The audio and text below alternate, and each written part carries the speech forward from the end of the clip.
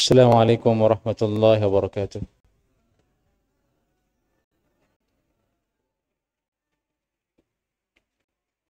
Innal hamdalillah nahmaduhu wa nasta'inuhu wa nastaghfiruh wa na'udzu billahi min shururi anfusina wa min sayyiati a'malina man yahdihillahu fala mudilla lahu wa man yudlil fala hadiya lahu.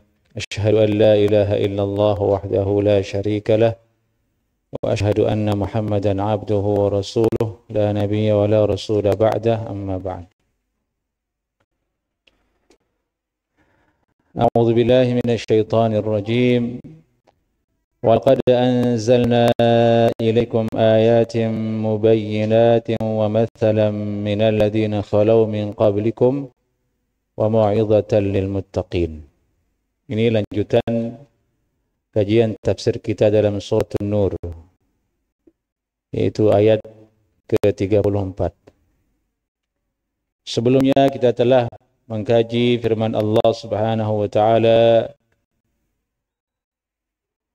wa ankihul ayama minkum was-salihin min ibadikum wa imaikum in yakunu fuqara yughnihimullahu min fadlihi wallahu wasi'un alim. Dan juga firman Allah, wal yasta'fifil ladzina la yajiduna nikahan hatta yughniyahumullahu min fadlihi والذين يبتغون الكتاب مما ملكت أيمانكم فكاتبوهم إن علمتم فيهم خيرا وآتوهم من مال الله الذي آتاكم ولا تكرهوا فتياتكم على البغاء إن أردنا تحصنا لتبتغوا عرض الحياة الدنيا ومن يكرههن فإن الله من بعد إكراههن غفور رحيم. Di mana ayat-ayat sebelumnya, di antaranya dua ayat tadi menjelaskan tentang syariat Allah Subhanahu wa taala yang menganjurkan kaum lelaki untuk menikah, yang menganjurkan orang yang tidak menemukan harta dan kemampuan untuk menikah agar isti'faf, yakni menjaga kesucian dirinya sampai datang waktunya Allah berikan dia kekayaan. Dan perintah agar orang-orang yang memiliki budak hamba sahaya agar menerima permintaan dari budaknya untuk dilakukan mukatabah, yaitu tebusan supaya dia merdeka. Dan larangan dari Allah Subhanahu wa taala, tidak boleh seseorang memaksakan perempuan menjual dirinya demi harta dunia. Maka setelah penjelasan tentang itu, Allah berfirman, walaqad anzalna ilaikum ayatin, dan sesungguhnya benar-benar telah kami turunkan kepada kalian ayat, yakni ayat-ayat, penjelasan mubayyinat. Sifat ayat tersebut adalah pertama mubayyinat, yang jelas. Ayat mubayyinat, ayat yang menjelaskan, yang menerangkan. Naam, bagi orang-orang yang ingin mendapatkan petunjuk tentunya. Wa mathalan minal ladzina khalau min qablikum. Ini yang kedua. Ini mathalan, kata ulama, berita yang berasal dari orang-orang yang telah berlalu sebelum kalian. Naam, yang Allah telah turunkan di dalam Al-Quran. Ini sifat kedua dari ayat-ayat Allah Subhanahu wa taala, yakni memberitakan keadaan orang-orang yang telah lalu sebelum kita. Kata ulama tafsir mengatakan di sini maksudnya adalah berita tentang Ummul Mukminin Aisyah radhiyallahu taala anha, yang dulunya beliau dituduh oleh orang-orang munafik jatuh kepada zina. Sebelumnya lagi tentang cerita Nabi Yusuf alaihissalam yang juga dituduh melakukan hal yang tidak senonoh dengan Imra'atul Aziz. Naam.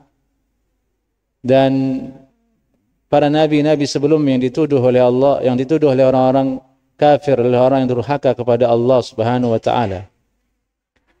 Maka itu menjadi pelajaran.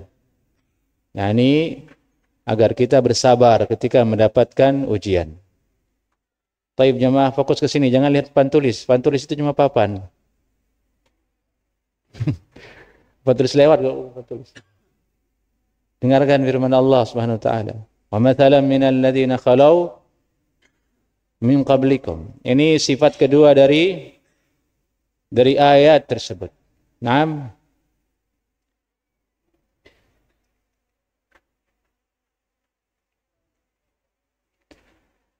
Ulama mengatakan Fa Yusuf wa Maryam wa Aisyah. Nabi Yusuf dulu dituduh.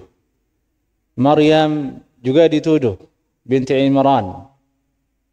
Yang dimana beliau adalah seorang perempuan yang sangat isti'faf, menjaga dirinya.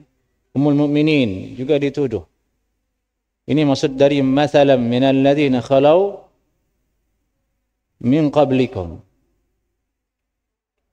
Dan cerita-cerita lainnya. Yang ketiga, sifat dari ayat-ayat yang Allah turunkan itu ialah mau'izatan lil muttaqin, sebagai mau'izah. Naam. Peringatan yang mengandung pelajaran di dalamnya untuk orang-orang yang bertakwa. Maka inilah sebaik-baik petunjuk, sebaik-baik penjelasan, yaitu Al-Quran bagi manusia. Jika dia ingin hidup selamat, ingin hidup bahagia di dunia dan akhirat. Walaqad anzalna ilaikum ayatin mubayyinatin wa mathalan minal ladzina khalau min qablikum wa mau'izatan lil muttaqin. Baik. Lalu kemudian Allah Subhanahu wa taala berfirman, Allahu nurus samawati wal ard. Naam. Bahwa yang menurunkan ayat yang menjelaskan, yang menerangkan, yang dia adalah mau'izah untuk orang yang bertakwa, yang menjelaskan tentang berita orang-orang terdahulu, yaitu Allah, yang sifatnya adalah nurus samawati wal ard. Naam, ini ayat populer. Banyak yang tahu, banyak yang hafal. Allahu nurus samawati wal ard. Mathalu nurihi kamishkatin fiha misbah. Allahu nurus samawati wal ard. Nur dalam bahasa Arab, fi kalamil Arab, al-adwa al-mudrikah bil basar. Cahaya yang bisa ditangkap oleh mata. Itu arti nur. Nah, tapi kemudian digunakan kalimat nur itu dalam tradisi budaya orang Arab untuk menggambarkan nilai yang ada pada sesuatu. Bukan lagi fisiknya. Misalnya orang Arab berkata, kalamun lahu nur. Ucapan itu memiliki cahaya. Orang Arab ngomong, kalamun lahu nur. Ini ucapan ada cahayanya. Maksudnya kalau orang mendengarnya, orang bisa mengambil faedah. Orang bisa mengambil petunjuk. Ada manfaatnya. Nah, sebagian mengatakan, kalamun alaihi nur. Ini ucapan ada cahayanya. Sebagaimana juga ada ucapan yang tidak ada cahayanya. Nah, seperti ngatain tukang teh jadi goblok misalnya. Itu tidak ada cahayanya. Kalamun laisa lahu nur. Nah. Atau orang mengatakan huwa nurun fil balad. Fulan nurun fil balad. Si fulan itu adalah cahaya di negeri ini. Maksudnya apa itu? Pengaruhnya, ya kan? Pengaruhnya, manfaat yang dia berikan kepada orang lain, kontribusinya. Nah, dari itu orang Indonesia juga berkata kan, jika ada orang itu bermanfaat, ucapannya, tindakannya menyala abangku, begitu kan? Padahal dia tidak punya api kan di badannya, tapi orang mengatakan menyala wahai abangku. Paham Tom? Nah, ini makna nur, nah, dalam bahasa Arab. Dan orang Indonesia juga memahami hal itu. Nah, kita juga bisa pahami hal itu. Itu asal usulnya. Nah, adapun ketika mengatakan Allahu nurus samawati wal ard, maka tidak mungkin kita artikan nur di situ adalah sesuatu yang tadi mudrikah bil basar, seperti cahayanya matahari, seperti cahayanya lampu yang ada di depan kita. Dia adalah cahaya yang hanya Allah yang mengetahuinya. Naam. Namun dia adalah cahaya yang hakiki. Ini perkataan Imam Al-Qurtubi secara ringkas makna dari nur. Ada yang mengatakan bahwa makna dari Allahu nurus samawati wal ard itu pujian kepada Allah Subhanahu wa taala, yang maksudnya adalah dialah Allah Subhanahu wa taala yang telah mengadakan, menciptakan segala sesuatu, memulakan segala sesuatu. Darinya berasal segala sesuatu.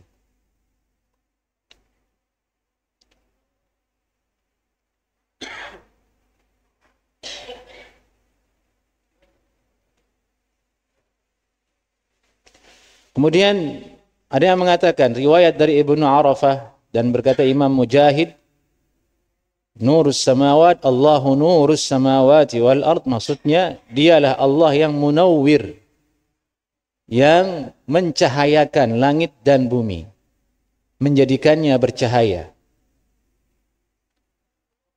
Ada yang mengatakan mudabbir al-umur fis samawati wal ard, dialah Allah yang maha mengatur urusan di langit dan bumi. Riwayat dari Ibnu Abbas mengatakan Allahu hadis samawati wal ard, Allah yang menunjuki hadi. Dan ini maknanya sama dengan nur, karena nur, cahaya itu menunjuki. Seseorang ketika berada di tempat yang gelap dan ingin menuju sesuatu, yang dia butuhkan apa? Cahaya untuk bisa sampai ke tempat itu. Makanya disebut hadi.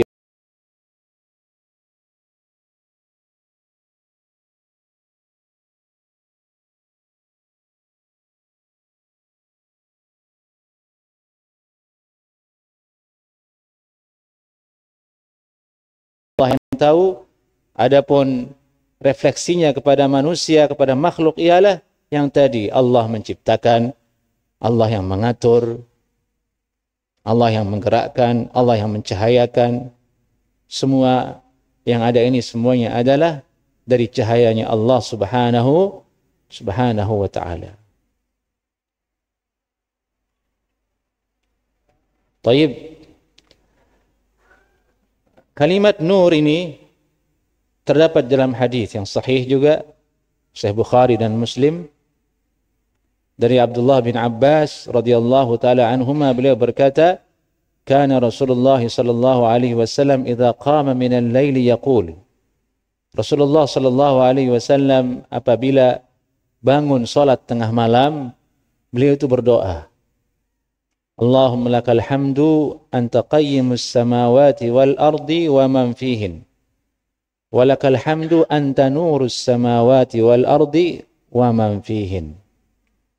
Wahai Allah, segala pujian hanya untukmu. Engkaulah yang maha mengatur, yang maha memberi langit dan bumi ini. Wa man fihin, dan apa yang ada di dalamnya. Walakal hamdu, dan segala puji untukmu ya Allah. Anta nurus samawati wal ard, engkau adalah cahaya 7 langit, langit-langit dan bumi, dan apa yang ada di dalamnya. Ini hadis riwayat Bukhari dan Muslim. Juga disebutkan dalam satu riwayat oleh Imam Ibnu Katsir rahimahullahu taala, ketika beliau disakiti oleh penduduk negeri Taif ketika berdakwah ke Taif. Nabi SAW di situ mendapatkan rintangan sampai diusir dan dilempar berdarah. Beliau itu berdoa kepada Allah Subhanahu wa taala, "A'udzu binuri wajhika alladzi asyraqat lahu adh-dhulumat." Aku berlindung wahai Allah dengan cahaya wajahmu. Binuri wajhika. Dengan cahaya wajahmu. Ini asma wa sifat. Ada penetapan nama dan sifat bagi Allah Subhanahu wa taala. Bahwasanya Allah memiliki nur. Allah memiliki wajah. Namun hakikatnya hanya Allah yang tahu. Kaifiatnya, tata caranya hanya Allah yang tahu. Imajinasi yang ingin kita capai itu tidak ada jalan untuk menemukannya. Hanya Allah yang tahu. Nur dan wajah. Aku berlindung dengan wajah, dengan cahaya dari wajahmu. Yang dimana cahaya itu asyraqat lahu dhulumat. Menjadikan terang benderang kegelapan. Wasalaha alaihi amrad dunya wal akhirah. Amrud dunya wal akhirah. Dan di atas cahaya itu kemudian urusan dunia dan akhirat menjadi baik. An yahilla bi ghadabuk. Yani aku berlindung dengan itu semua agar jangan sampai kemurkaanmu menimpa diriku. Au yanzila bi sakhatuk. Atau kemarahanmu turun kepada diriku. Laka al-atabi. Ya, bagimu wahai Allah al-atabi, yakni semua pengakuan dosaku. Ar-ruju' 'anil dzamb. Ar-ruju' 'anil dzamb, taubatku hanya untukmu hatta tarda, sampai engkau ridha kepadaku. Wala haula wala quwwata illa bika. Syahid, yakni garis besarnya di hadis ini adalah kalimat nur tadi di hadis ini. Naam. Taib. Berarti kesimpulannya Allahu nurus, nur itu adalah sifat dari Allah Subhanahu wa taala. Dan cahayanya bukan seperti cahaya yang dilihat oleh mata kepala kita di hari ini. Naam.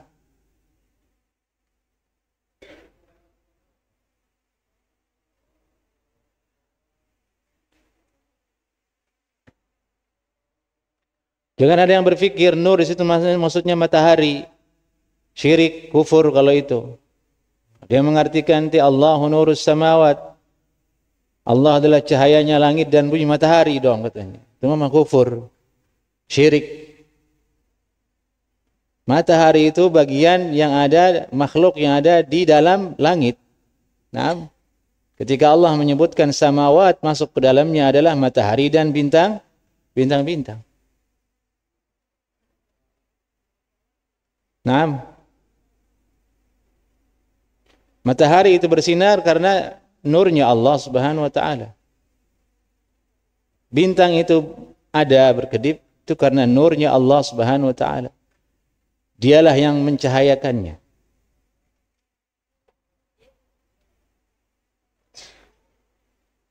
Lalu bagaimana perumpamaan? Sekarang kemudian ayat ini akan masuk ke dalam perumpamaan, masal. Masal itu perumpamaan.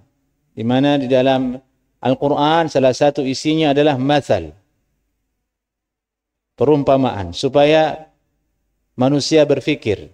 Supaya akal yang Allah berikan kepada mereka, akal yang Allah berikan atas mereka dipergunakan untuk berfikir supaya lebih memahami dengan dekat perumpamaan tersebut sehingga semakin dalam imannya kepada Allah Subhanahu wa taala. Dan itu metode dalam Al-Qur'an. Jadi dalam ayat disebutkan wa tilkal amsal nadribuha linnas la'allahum yatafakkarun. Dan itulah perumpamaan-perumpamaan yang telah kami berikan, gambarkan kepada manusia agar mereka berfikir. Ibnul Qayyim rahimahullahu taala punya kitab khusus tentang itu, Amsalul Quran. Amsalul Quran. Makna dari mathal-mathal Al-Quran. Di antara kunci memahami Al-Quran itu ialah memahami mathal tersebut. Dan tidak mudah dipahami. Butuh perenungan. Butuh perundungan yang dalam. Orang yang bisa memahami mathal dalam Al-Quran, dialah orang yang beruntung. Arti dia memahami maksud dari mathal tersebut, perumpamaan tersebut. Nah, begini gambarannya. Gambarannya ya, pelukis seniman itu ketika melukis dia ingin apa? Ingin menggambarkan, mewakilkan apa yang dia ingin katakan, kan begitu. Tapi dalam bentuk apa? Lukisan. Ini warnanya begini, kenapa? Begini maksudnya. Ini kenapa ada orang berdiri begini? Oh begini maksudnya. Ini ada orang cemberut di sini maksudnya apa? Menggambarkan tentang apa? Seperti itu. Orang yang memahami lukisan, maknanya dia menghargai lukisan itu. Betul atau tidak? Wah ini dalam maknanya ini lukisan. Mahal lah harganya lukisan itu kemudian. Itu lukisan. Bagaimana kalau orang memahami Al-Quran? Masal yang ada dalam Al-Quran. Famathaluhu kamathalil kalb. Dan perumpamaan mereka orang kafir itu seperti anjing. Disebutkan di Al-Quran. Dipikir, anjing kenapa ya? Kok disamakan dengan orang kafir? Dari sisi apa? Perilakunya bagaimana?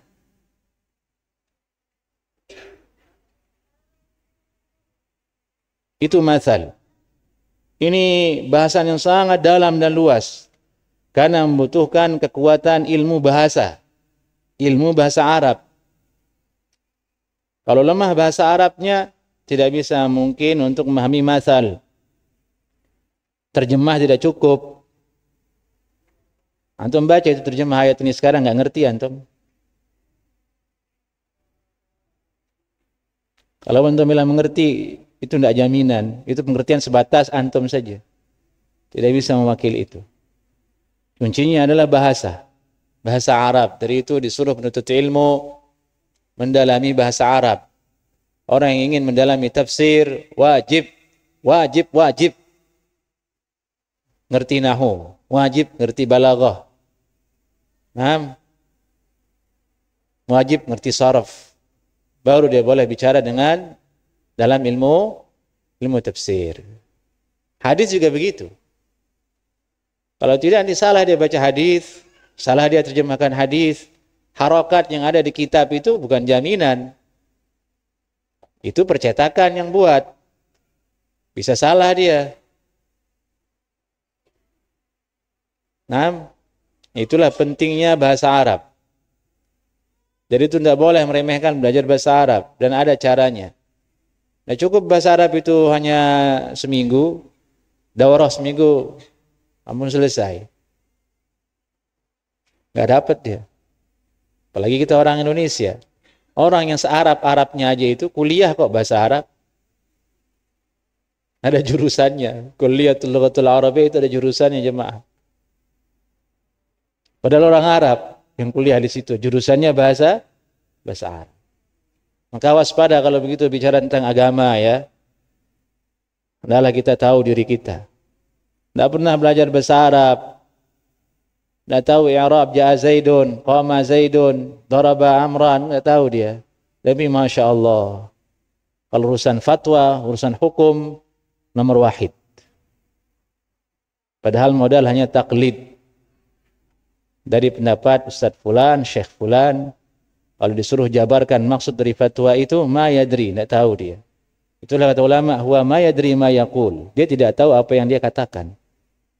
Yang dia katakan itu, apa yang dia katakan itu dia tidak mengerti.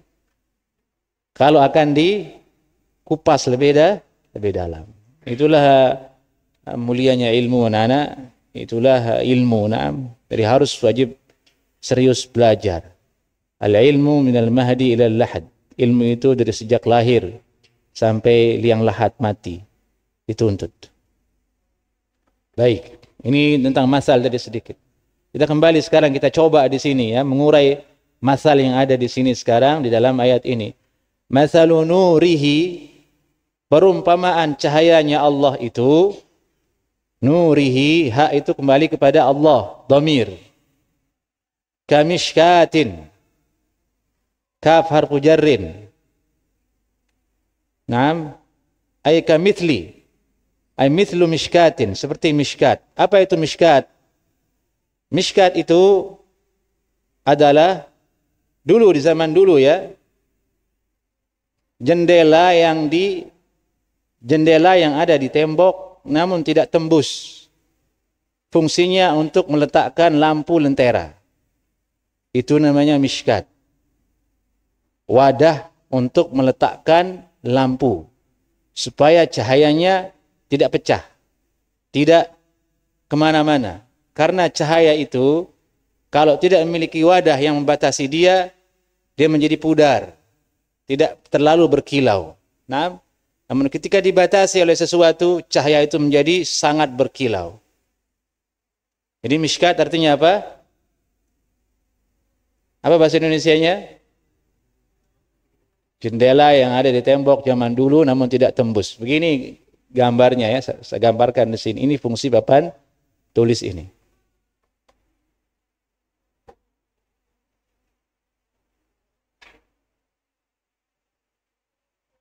Tembok zaman dulu.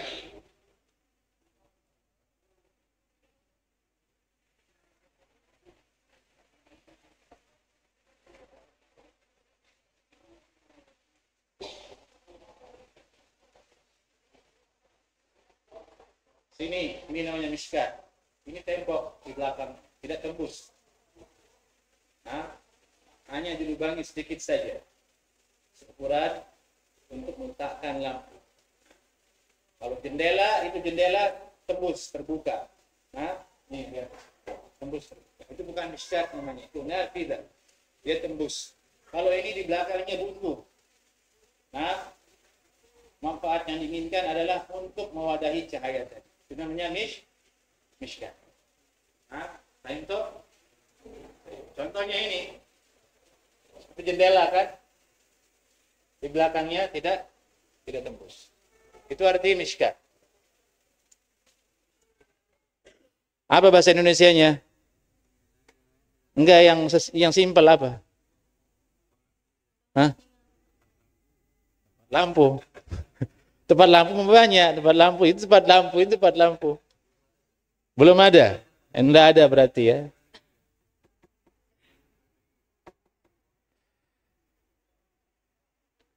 Gambarannya lebih dekat. Tempat sabun di kamar mandi. Nah, dilubangi tembok itu, namun tidak sampai tembus, ya kan? Untuk naruh sabun.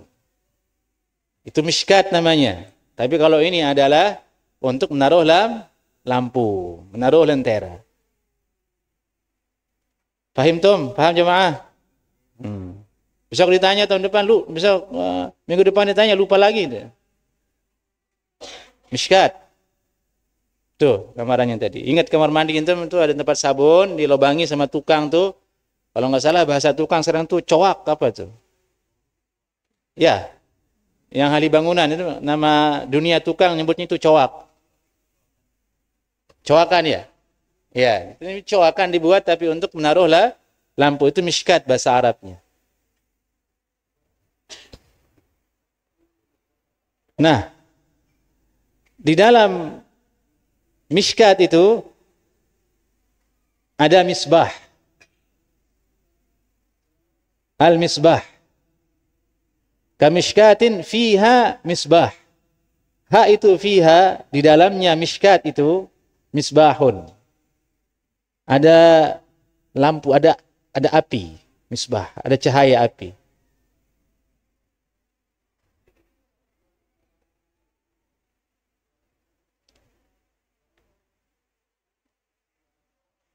Lampu ini yang berasal, lampu yang dia adalah api zaman dulu, misbah. Fi zujajah, al-misbahu fi zujajah.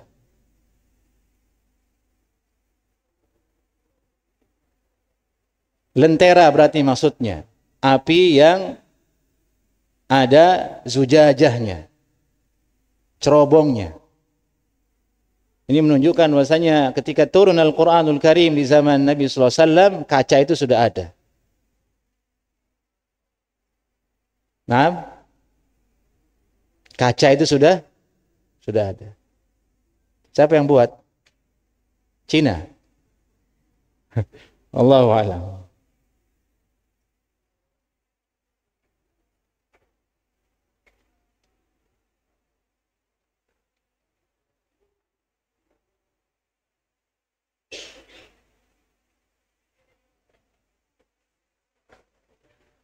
Ini suhu api, ya kan?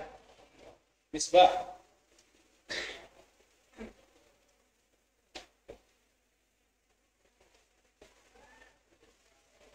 Misbah ini berada di dalam zujajah.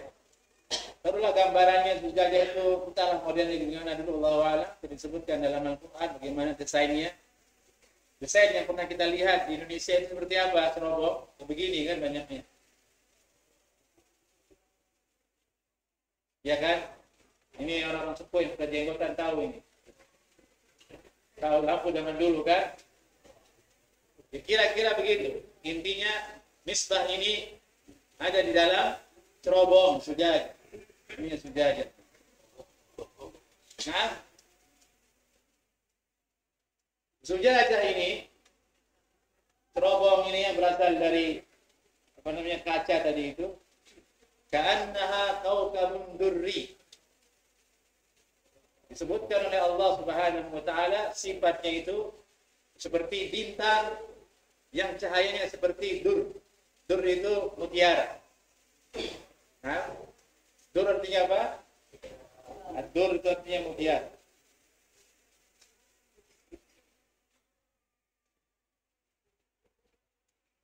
Kaukab artinya apa?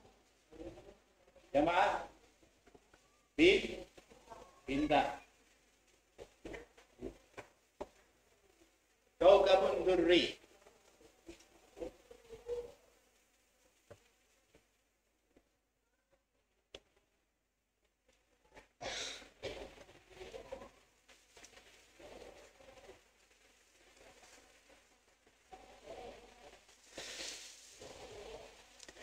Sampai di sini kita bisa pahami. Berarti perumpamaan yang diinginkan adalah sebuah lampu lentera yang diletakkan di sebuah mishkat. Nah, di mana lampu ini dilapisi oleh dua lapisan. Lapisan pertama yang paling luar adalah mishkat. Lapisan kedua adalah apa?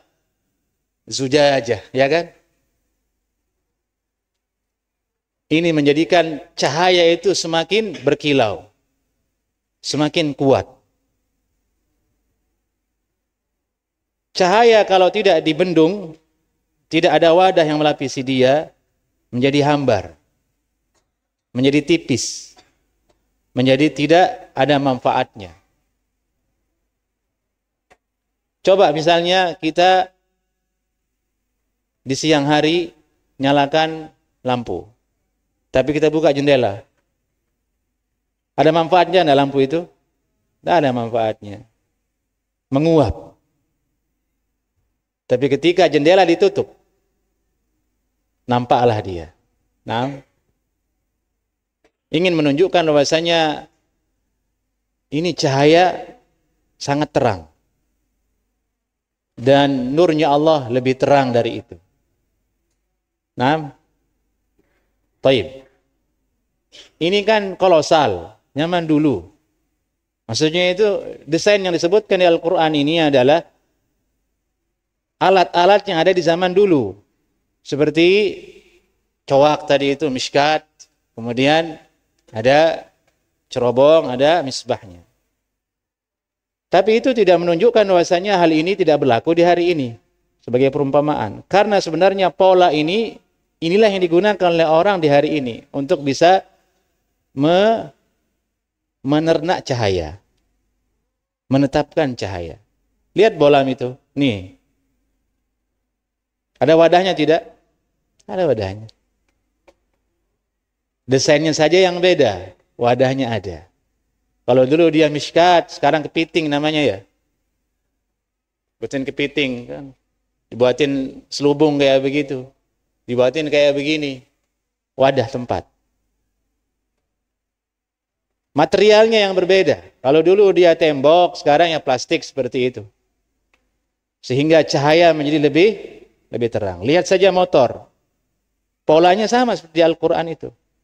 Ada cahaya, ada energi cahaya di situ, tapi kemudian ada mishkatnya, cerobongnya, dan ada zujajahnya.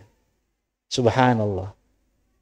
Nah, jadi tidak ada yang ketinggalan di dalam Al-Quranul Karim. Masal yang masih berlaku sampai hari ini menunjukkan kuatnya cahaya tersebut. Kemudian disebutkan di sini di ayat ini, yuqadu.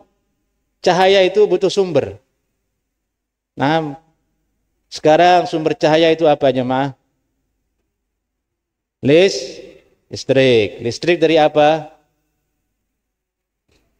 Listrik bisa muncul apa faktor yang paling bisa menjadikan listrik itu menyala apa? Yang banyak digunakan di negara? Tenaga apa? 1, nuklir. 2, minyak. Antum belajar nggak sih? Saya juga udah lupa itu pelajaran itu, tapi ingat sedikit lah. Gitu. Minyak kan jemaah? Sumber energinya itu minyak, bensin itu untuk menyalakan PLTN itu menyala, butuh itu. Nah, dianggap boros, kurang ramah lingkungan, kemudian mereka berusaha untuk nuklir. Tenaga listrik nuklir seperti di Jepang, seperti negara-negara maju. Di Indonesia kayaknya belum. Indonesia masih punya goreng mungkin ya. Allahu a'lam. Ini sekarang, tapi dulu disebutkan di Al-Qur'an. Sumbernya misbah ini apa? Yuqadu min syajarah. Dia dinyalakan dari yuqad artinya dinyalakan. Sumbernya itu apa? Yang menyalakan dia min syajarah, dari pohon. Pohon ini apa? Mubarakah, yang diberkati oleh Allah Subhanahu wa taala. Terus apa lanjutannya? Zaitunah.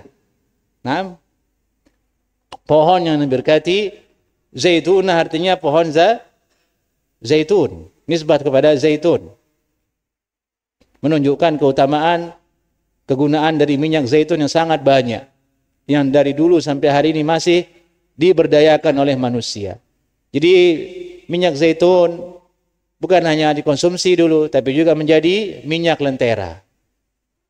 Nah, kalau sekarang mungkin tidak, jarang orang menggunakan lentera tapi pakai listrik, tapi masih ada kegunaannya menjadi makanan dan obat.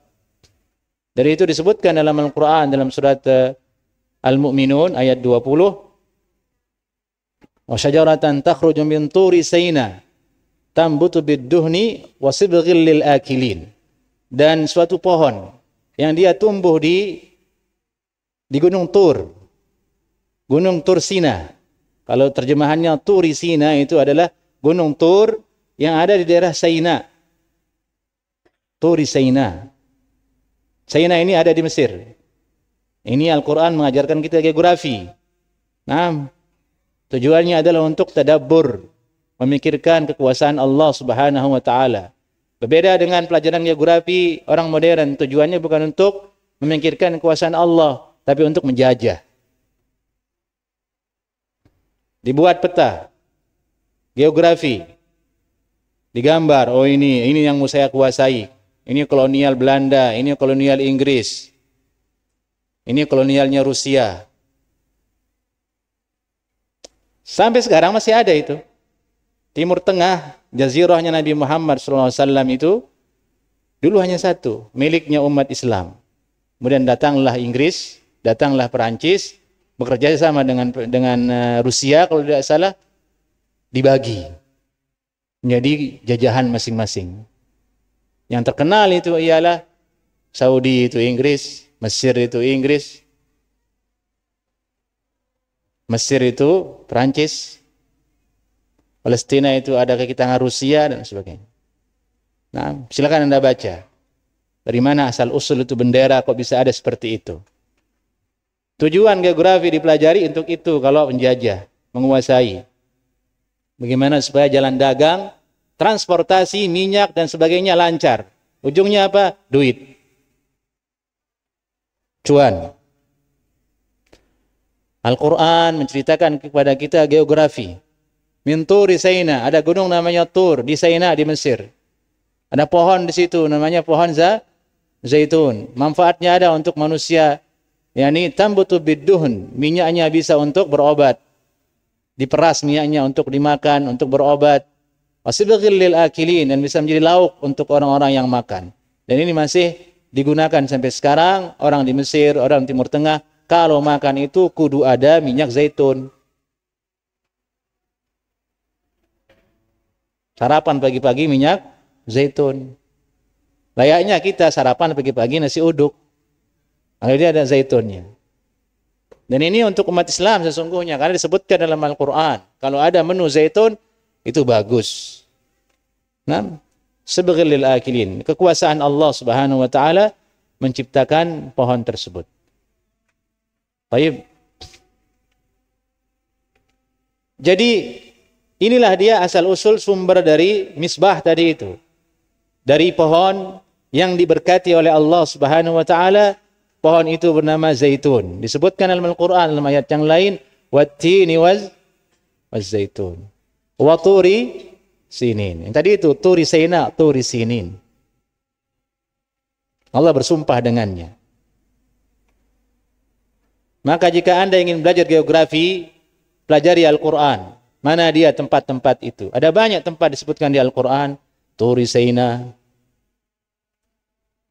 Hunain, dan beberapa tempat yang telah kita sebutkan dulu dalam surat Al-Kahfi. Itu saja tidak selesai manusia untuk tadabbur, untuk explore, membuktikan kekuasaan Allah Subhanahu wa Ta'ala. Baik, silakan azan dulu.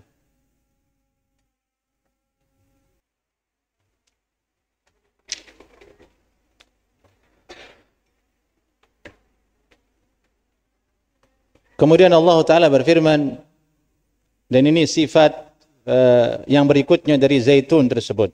Yani sumber dari misbah tersebut adalah dari pohon yang diberkati. Yaitu zaitun, satu, pohon yang diberkati. Dua, la syarqiyatin wala gharbiyah. Pohon ini tidak syarqi, tidak timur, tidak barat. Maksudnya keberkahan pohon ini bukan pada titik letak dia berada di suatu daerah, timur atau barat. Bukan maksudnya dia berkah karena dia tumbuh di daerah timur.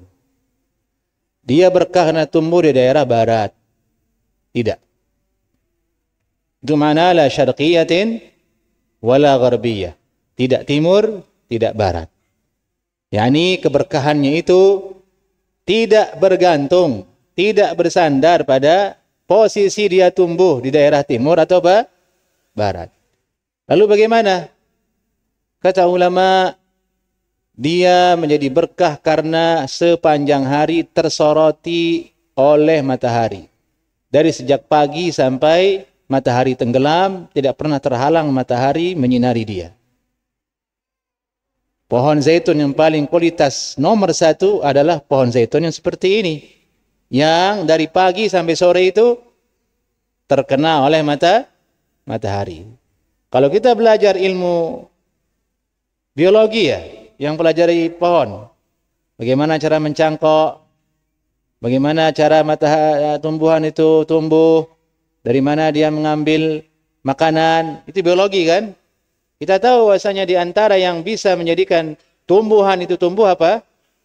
Sinar matahari. Dari itulah kemudian kalau musim panas biasanya buah itu enak-enak. Betul atau tidak?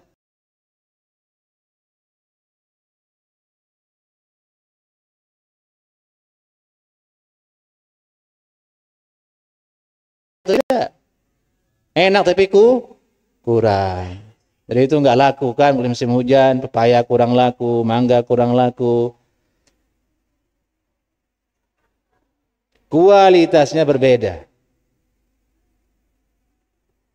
Bayangkan itu pada zaitun. Zaitun ini letaknya ialah dia menjadi berkah karena sorotan matahari selalu ada. Dari pagi sampai sore. Dan itu biasanya di mana? Letak yang seperti itu dia ada di mana? Di gunung kan? Makanya disebut di sini, di ayat yang lain tadi, min turi Saina. Syajaratan takhruju min turi Saina.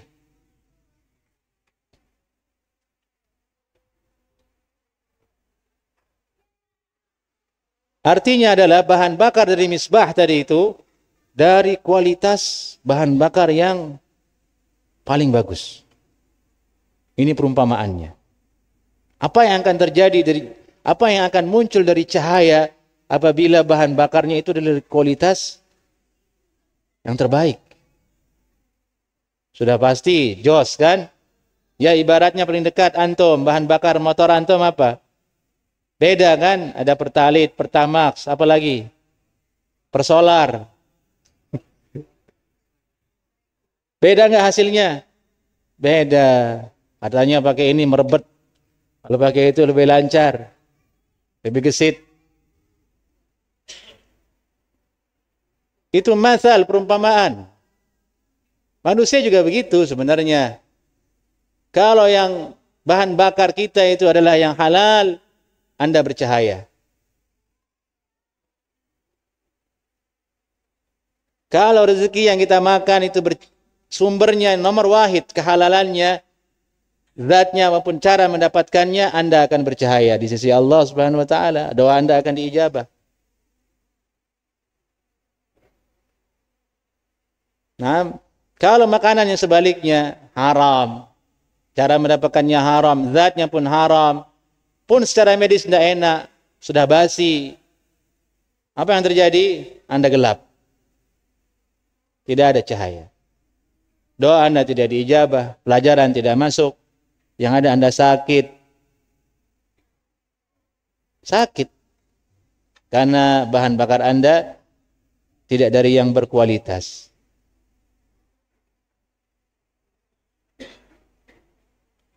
Maka wajib orang tua memberikan yang halal kepada anaknya. Wajib kalian santri makan yang halal, jangan mencuri. Hindari barang syubhat. Makanan itu kalau bukan milik kita secara utuh, kita yakini, jangan makan. Walaupun ada di depan mata Anda. Nah, itu wara' namanya. Pesantren biasa begitu kan, naruh roti, naruh ini, kadang lewat punya siapa ya? Saya lapar nih, dia makan aja sama dia. Latah dia. Ada uang jatuh, rezeki ini katanya. Langsung diambil 50.000 pakai belanja sama dia. Dia nggak tahu hukum luqatah. Tidak boleh. Syubhat. Nah, kalau ingin dapat ilmu, kalau ingin bercahaya, ya itu tadi. Kemudian sifat berikutnya, yakadu zaituha yudhi walau lam tamsashu nar. Karena kualitas dari pohon zaitun, minyak zaitun ini sangat-sangat nomor satu, karena selalu kena oleh matahari, yang dia adalah sumber dari kehebatannya tumbuhan. Yakadu zaituha yudhi, hampir-hampir saja minyaknya zaitun itu yudhi, bercahaya, meskipun tidak disentuh oleh api. Belum kena api sudah bercahaya, saking berkualitasnya. Tidak ada api saja menyala. Sudah menyala sendiri dia. Sudah berkilau sendiri. Menunjukkan kualitas dari pohon zaitun yang dia menjadi apa? Yuqad itu tadi. Jadi bahan menyalanya misbah tersebut.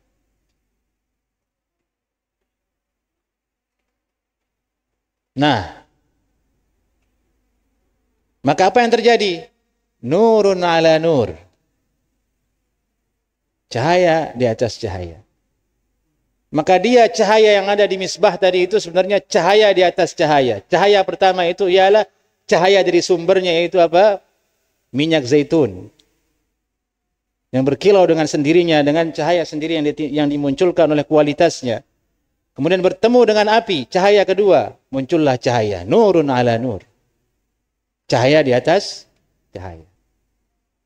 Apa yang terjadi kalau cahaya di atas cahaya? Silau enggak mata? Silau. Kedua, menerangi atau tidak? Menerangi. Elok apa tidak? Elok. Indah atau tidak? Indah. Subhanallah. Seperti itu Allah mengumpamakan cahayanya. Nah, hari ini kita bicara seperti ini, pekan depan kita bahas lagi, kita akan menemukan bahasan yang baru. Itulah ajaibnya Al-Quran. Gak pernah ada habisnya. Gak pernah ada sempurnanya orang untuk membahasnya.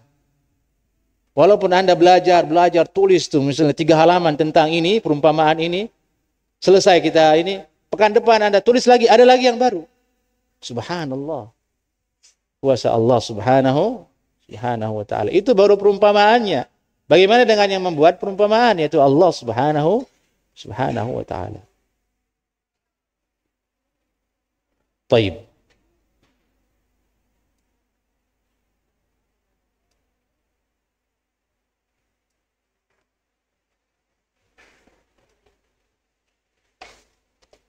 Kemudian Allah berfirman, yahdillahu linurihi man yasha. Cahaya tadi, cahaya yang ada di atas cahaya tadi itu, Allah tunjuki. Dengannya siapa yang Allah kehendaki. yakni ayat-ayat Allah Subhanahu wa taala yang begitu terang benderang, yang begitu jelas, yang begitu kuat akarnya, begitu kuat dalilnya, berasal dari Allah Subhanahu wa taala, diturunkan ke Nabi Muhammad sallallahu alaihi wasallam. Allah jadikan sebagai hidayah untuk orang yang Allah kehendaki. Semoga kita selalu menjadi hamba yang seperti itu, jamaah, mendapatkan cahaya Allah, diberikan petunjuk oleh Allah Subhanahu wa taala. Kita ini, jarak kita dengan petunjuk dan kesesatan itu sangat tipis. Jika Allah berkehendak, kita jadi orang sesat. Hanya hitungan 2 detik. Sebaliknya juga, jika Allah berkehendak, orang yang paling sesat itu dalam hitungan detik dia tersadar menjadi orang yang baik. Dari itu kita disuruh minta ihdinas siratal mustaqim. Tunjuki kami jalan yang lurus. Dari itu kita disuruh jangan sombong. Kesalehan yang kamu lakukan hari ini, kebaikan yang kamu kerjakan hari ini, itu hidayah dari Allah. Tidak ada jalan kita menyombongkan diri, saya lebih bagus, saya lebih alim, saya lebih soleh. Tidak ada itu. Kalau ada yang seperti itu, dia tidak mendapat hidayah. Dia sedang ada dalam kesesatan. Wal'iyadhu billah min dzalik. Dari itu Allah berfirman kemudian, wa yadribullahu al-amthala lin-nas. Yadrib. Darbul mathal dalam bahasa Arab. Kalau dalam bahasa Arab yang kita pelajari, daraba apa artinya? Memukul, kan? Daraba yadribu. Telah memukul dan akan memukul. Fi'il madhi, fi'il mudhari. Daraba yadribu, idrib. Pukullah. Di sini sekarang kalian temukan tuh kalimat itu. Wa yadribullah al-amthala. Lalu kita artikan apa itu? Allah memukul gitu. Ya? Allah memukul. Wa yadribullahu al-amthal. Ini Allah memberikan, Allah meletakkan, Allah menjelaskan perumpamaan-perumpamaan dengan tegas untuk manusia. Perumpamaan yang mana? Di antaranya perumpamaan yang tadi ini tentang kamishkatin fiha misbah, al-misbahu fi zujajah, az-zujajatu ka'annaha kawkabun durri yuqadu min syajaratin mubarakatin zaitunah la syarqiyatin wala gharbiyah yakadu zaituha yudhi walau lam tamsashu nar nurun ala nur. Itu mathal. Nah, boleh Anda adik-adik siswa santri di sini buat gambar imajinasi tentang mathal tadi, buat gambar ringkas dengan gambar, bagus untuk dilakukan mengisi waktu luang daripada main game. Nah, wallahu bikulli syai'in alim, dan Allah Maha mengetahui segala sesuatu. Allah Maha mengetahui segala sesuatu.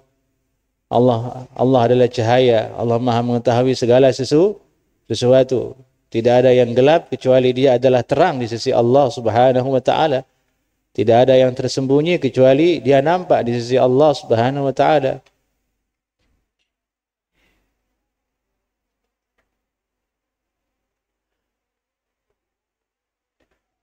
Wa in tubdu ma fi anfusikum aw tukhfuhu yuhasibukum bihillah.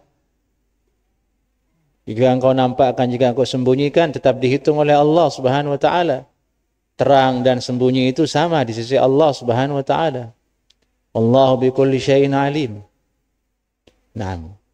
Ini ayat surat An-Nur ayat 35 yang bisa kita bahas di kesempatan ini. Semoga Allah memberikan kita petunjuk dan tambahan ilmu untuk kembali memikirkannya, terus-menerus memikirkan masalah ini, sehingga kita semakin mendapatkan petunjuk, menjadi yakin dengan Allah, yakin dengan ayat-ayatnya, yakin dengan janji-janjinya. Allah berfirman kemudian, fi buyutin adinallah. Ini kita lanjutkan dalam kesempatan berikutnya insyaallah taala. Ada yang ditanyakan, dipersilahkan.